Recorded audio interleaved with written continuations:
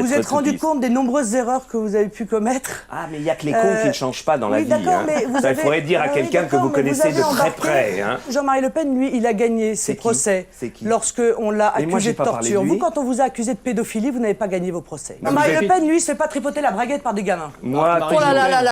La sexualité d'un gosse, c'est absolument fantastique. Enfin, c'est quand même, il faut être honnête, sérieux.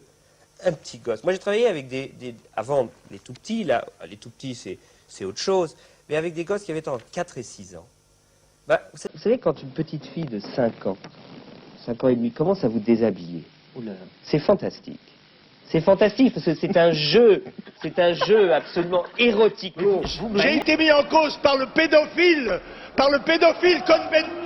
C'est lui qui fait honte au Parlement européen, c'est pas moi. Monsieur Cohn-Bendit, puisque nous sommes en France, on le prononce à la française, eh bien lui, dans un livre, a tout de même reconnu qu'il s'était laissé toucher le sexe par des jeunes enfants, etc., ce qui chez nous s'appelle la pédophilie. Aujourd'hui nous paraissent, disons, déplacés, comme sur le thème délicat de la sexualité des enfants. Exemple, Daniel Cohn-Bendit. Dany le Rouge, l'enfant terrible de mai 68. Dans les années 70, Daniel Cohn-Bendit vit à Francfort et travaille dans une crèche alternative.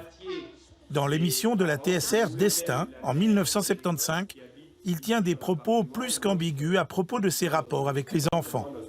En ayant des expériences avec les gosses, en jouant avec eux, en des rapports émotionnels et même sexuels, sexuels dans le sens émotif, caresse, etc. J'ai appris beaucoup sur ma propre personne.